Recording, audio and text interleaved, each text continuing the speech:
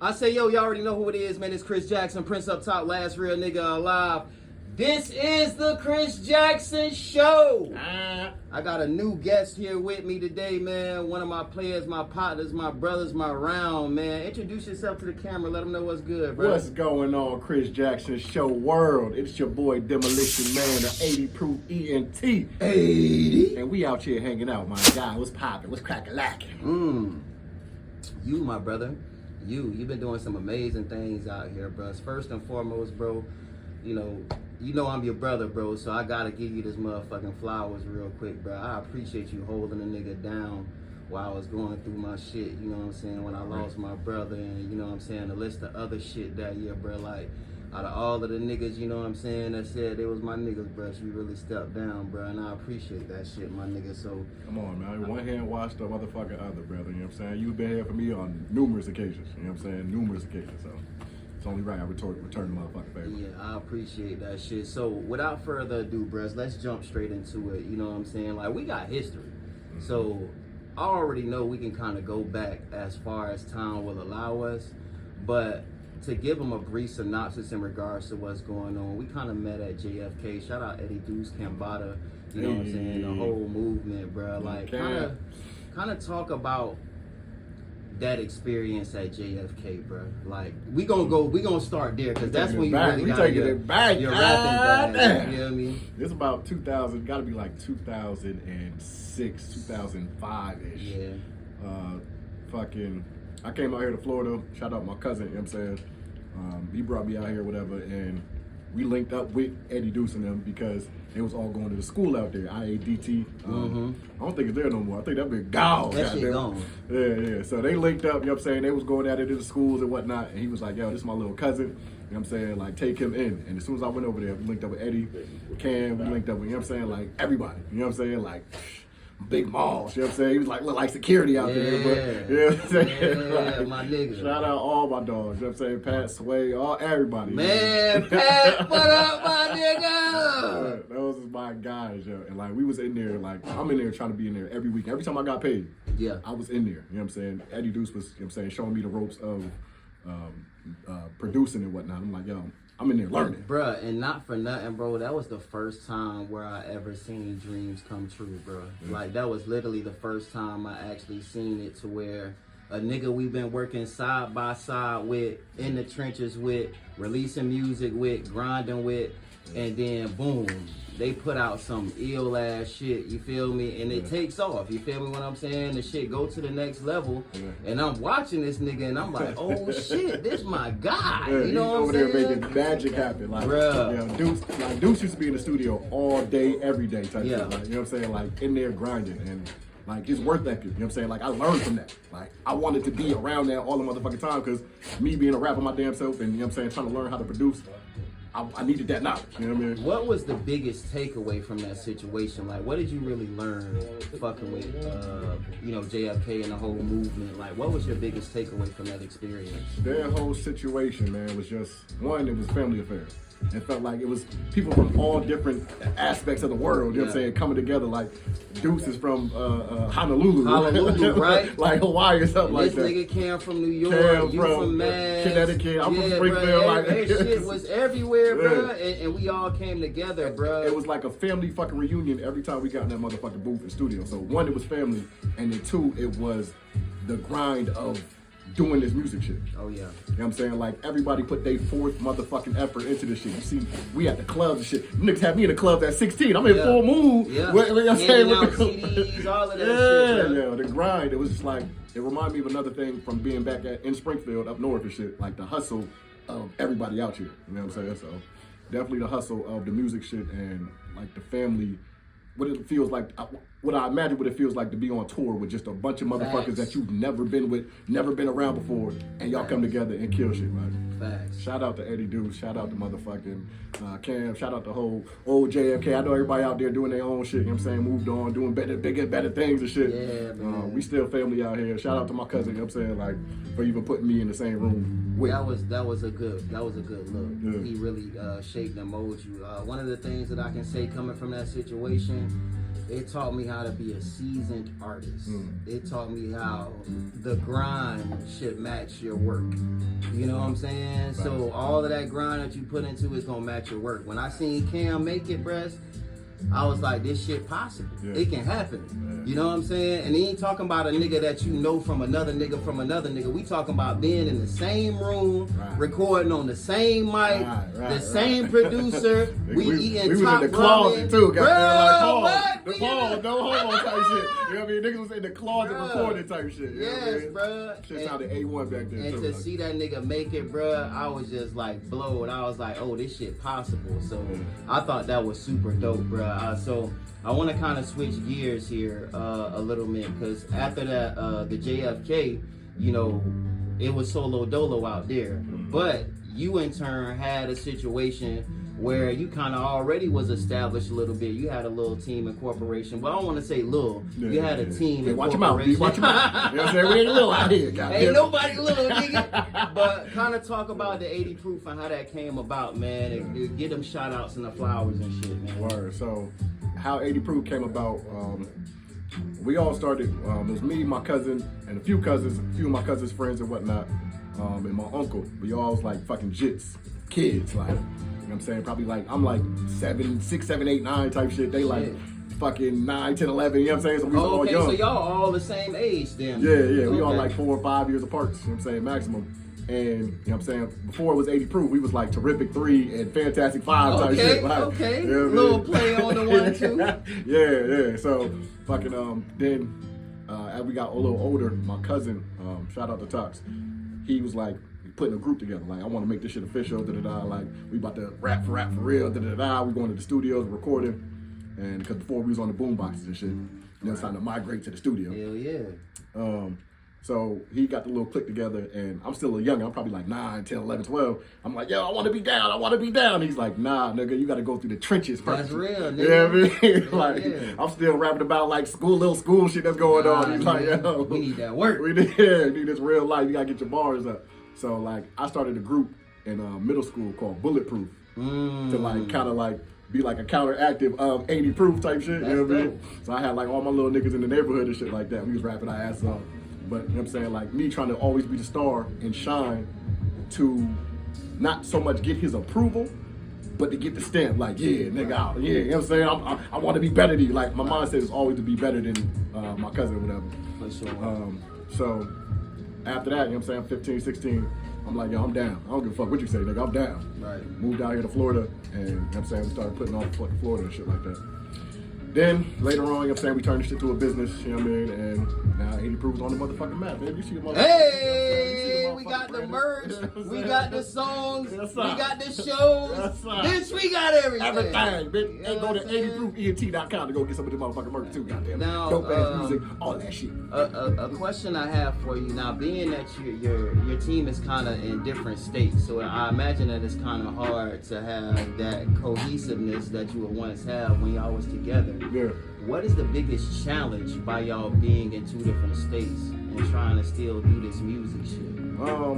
I will say one is easier now, first and foremost, because we got the fucking internet. We got, you know what I'm saying, like social media, shit like that. So it's like we away from each other, but we right motherfucker here, you know what I'm saying? But the hardest part is just being able to get everybody together, you know what I'm saying, to travel here or me travel out there. At that one time. Yeah. So I'm saying, like, everybody, you know, it's life. We all got motherfucking real shit going on, and I'm saying this music shit is expensive as fuck. So the biggest challenge is just getting everybody in one place, you know what I'm saying? But whenever they do, shout out Poop been out here. Yeah, my dog Picasso, you know what I'm saying? Make sure you go get that green light district. Out now, all major platforms, yeah, bitch, you. Yes, killing that shit out there in the field. He's been out here the past 2 years, you know what I'm saying? Like, at loud on 7, you know what I'm saying? Turning motherfucker up in the crowd, mingling, getting his network on and shit like that. And every time I go back to the field, he got the connections out there, and I'm just like, all right, we tapped in. That's real. So that's the hardest part, is just getting everybody together to motherfucking be cohesive.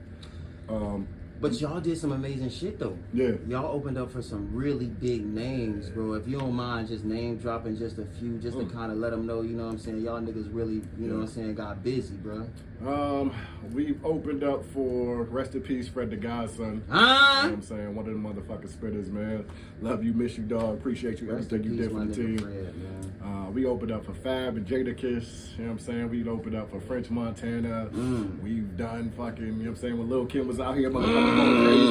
Lil' Kim was out here doing the shit, like the fucking niggas like Cassidy. Niggas like, we've been outside. We've been outside, goddamn it. Like, it's when we still motherfucking working. You know what I'm saying? We still working. Motherfucker, we got niggas like Young Dread out here doing his motherfucking thing. You know what I'm saying? I'm opened up for him. That's my motherfucking brother. You know what I'm saying? Like, that's what's up. It's mad niggas. So now you've grown a lot from that situation. It kind of being away from the group, it kind of forced your solo mission to kind of take prior. And you've been really, you know, advantageous about your solo career. I got a chance to listen to your album. I guess what is it? My Conception of My Reality. And bro, like when I heard that album, I can tell you was like a seasoned artist, but I know it's more to you and it's more layers than just that. Talk about kind of like the process of that first album that you kind of dropped. Like what was the process in going into that?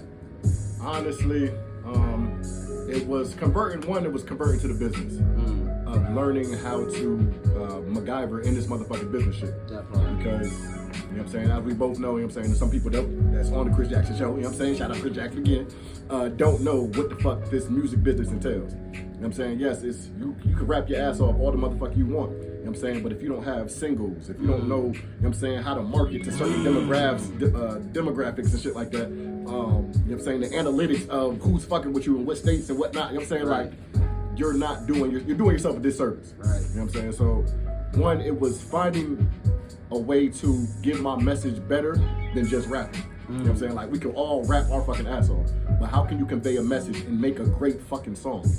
Which, there's a lot of great messages on that album. Now, I have to ask, as far as a relationship, right? I know we get into the music business, and sometimes, like you said, it can be pretty expensive. If you don't mind me asking, are you single? Actually, no. I am caked up right now. Okay, boom. So first time in like 10 years. You know what I'm saying? Shout out to Missy. You feel me? I love you, girl. I love you. Being in a relationship and still wanting to pursue this music shit, it could be a task. What's the biggest things that you would, as advice that you can get to other artists that's in a relationship? What's the biggest thing that they can do to make sure that, one, there's no fighting or, you know, disagreements when it comes to music? Secondly, how do we prevail? How do we take it to the next level with your partner? It gets tough. The biggest shit I can say is pick a better fucking partner. You know what I'm saying? Like, I know that people be out here looking for their little dots, you know what I'm saying? And, you know, like, universal, but like, pick somebody that's understanding. And once you get in that relationship, it's also about communication of the shit. It's like, yo, listen, we're gonna have long nights where I'm at the studio, or where I'm performing, or there may be women out there smiling at me, or vice versa for the women. You know what I'm saying? They got dudes over there looking at you, trying to holler at you like that. But one, have communication and have trust in your relationship to where it's like, yo, listen, I'm not worried about it. You know what I'm saying? Like, yes, we're gonna interact, I'm gonna motherfucking do my motherfucking thing, but I'm not out here chasing that shit. And two, it's, you gotta stay focused. You know what I'm saying? Like, keep your eyes on the prize. Yes, you're gonna have to court your woman. Yes, you're gonna have to take her out and do what the fuck you gotta do. But remember that you are doing this for a fucking purpose. Because if you spend all your time, you know what I'm saying, like caked up, cuddled up, you know what I'm saying, like you're not getting no work done. You know what I'm saying? So like, set your boundaries for yourself. To be like, yo, listen, this is our allotted time, da-da-da, we gonna kick it, we gonna chill, this is our day, da-da-da, we gonna go on a trip here. But yo, listen, I gotta go on tour. Yo, listen, I gotta go over here, da-da-da. Are you gonna come with me? Shit, come with me. Yeah, that, you know that communication is a motherfucker. Yeah. So it's just tapping into how you guys can work together. You have to work together. You know what I'm saying? You can't leave her on the back burner, but you can't also leave your life, your goals. I got homeboys and fucking homegirls that's like, you know what I'm saying, they feel like their life is over with because they started young. Or, you know what I'm saying? Like they gave up their love, their drive, their passion. And it's like, you don't have to do that. Right. Just make sure that you're getting the bills paid, make sure you're doing what the fuck you gotta do for the household, and fucking still do what the fuck you gotta do to continue following your motherfucking dream. That's real. That's real. That's some real game for your ass. Yeah. So to kind of switch gears here, now as an artist, I've watched you excel as an artist, but you've been dipping your hands into many different things. I've been seeing you with the podcast now. I've been seeing you fucking running the Loud on 7 Festival, hosting. Like, bro, how does that feel? Well, first of all, how was your 2023? You had a big 2023, bro. How did it feel to be a part of that Loud on 7 movement, bro? Yeah. Shout out H, shout out motherfucking Aaron, shout out goddamn Chris Jackson, of course. Shout out shout out everybody that was a part of that motherfucker. You know what I'm saying? Like Buckwheat and shit like that on 94.1. For me, man, that shit was epic, yo. Like every year I feel like it gets better and better and better. Like I see the quality, the growth of what Loud on 7th is, and I respect it like a motherfucker. Fam, just the whole networking aspect of it, of you just meeting different artists and tapping in. Like I got features with artists that I've met at Loud on 7th now. You know what I'm saying? Like from big niggas to little niggas, what you may call little niggas. They not little, but they fucking big, about to be big. You know what I'm saying? Like, fam, it just feels good. It's like another community of just artists, dope ass people, like in general. Like, you know what I'm saying? Like I met some real people out there.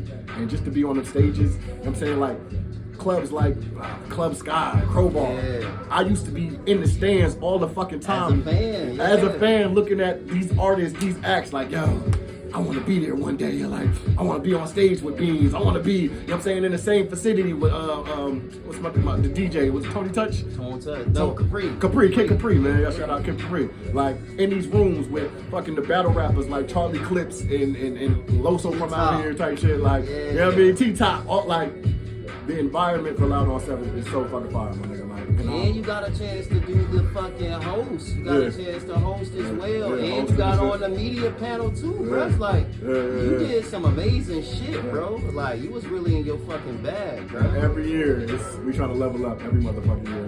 Like you said, from the hosting, like, I'm learning how to DJ now. So I can be in the DJ motherfucking class, you know what I mean? I'm fucking, actually, after the Loud on 7 shit, I got a gigs with Events Done Right. It's a company now that does hosting around the motherfucking city and shit like that. Stop playing with so my dog. Now they can get paid for this shit. You know what I'm saying? It's not like it's not a game no more, my nigga. Like, you know what I mean? So it's just leveling up every motherfucking thing. Music, producing. Same shit I started with music, producing. Like I was rapping first. Now I want to be producing to make my own beats. Now I want to be a motherfucking engineer so I can motherfucking mix my shit right and, you know what I'm saying, like save some money because you know this shit expensive. Okay, so it's 2024, bro. You had a crazy 2023. I don't know how you're gonna top that.